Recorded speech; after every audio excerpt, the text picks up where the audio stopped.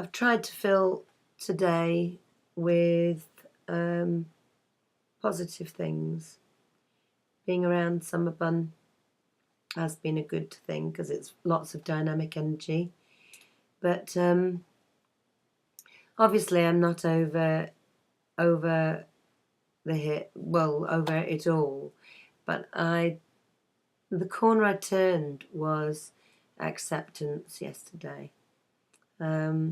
In stages of grief, you have to come to a point where you don't quite believe it's happened and you can't quite accept it. And then you have to learn to accept it. And when you accept it and you realise that all hope is gone, that nothing is going to make it right, then what happens is you deal with it perhaps differently. What I was doing was sitting there before, waiting for the frog prince to text, to phone, to give me some hope. He still had all the power of what happened in our relationship. I didn't choose any of this. I went out with somebody I thought was free to go out with. I loved him and wanted to be with him desperately.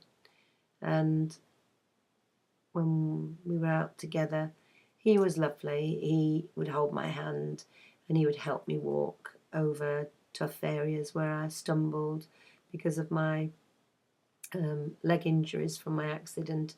When I couldn't do something, he would do it for me, like help make the... There was no problems there. He was very good in lots of ways like that. It's really important to me to remain fair and not to say things that aren't based on truth or what I understand to be the truth or what I know.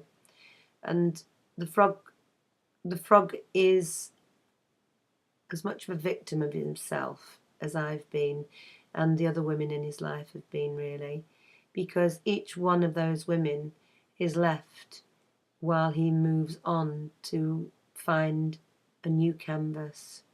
From what I can make out, anyway, that's what's been happening for many, many years.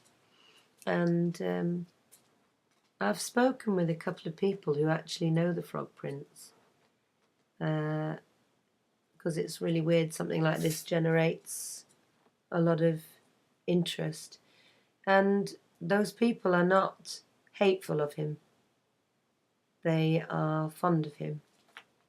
And there is the strange thing that they have had their hearts broken and can still think well of him.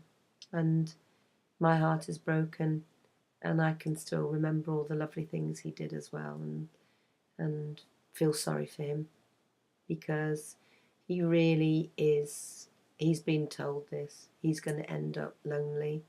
And, you know, I do think he is the way he is. And you know, when you love somebody, you don't want that for them. And I'm struggling and I'm suffering for the moment, but I absolutely have the belief inside my heart that eventually I will get over this and I will move forward, and I might not meet somebody. I mean, I joke about meeting Mr. Right, but I know it will be a long time before I could possibly feel the way for somebody else about how I feel about him.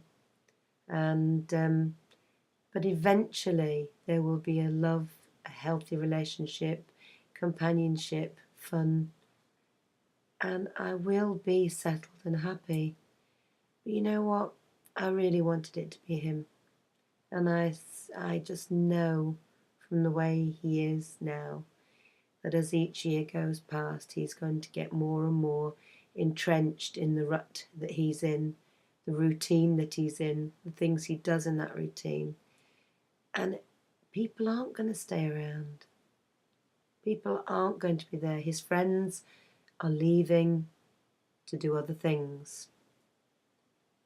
And one day he'll be left with very little, and all that will be is one thing to do, and that's the thing I am terrified for him most. I wish I could change something, but I can't. I've tried. It has to come from him to be happy. When you love somebody, you want them to be healthy and happy. And irrespective of what has happened, I do love him. I do want him to be healthy and happy. And he's not going to be. Not like this.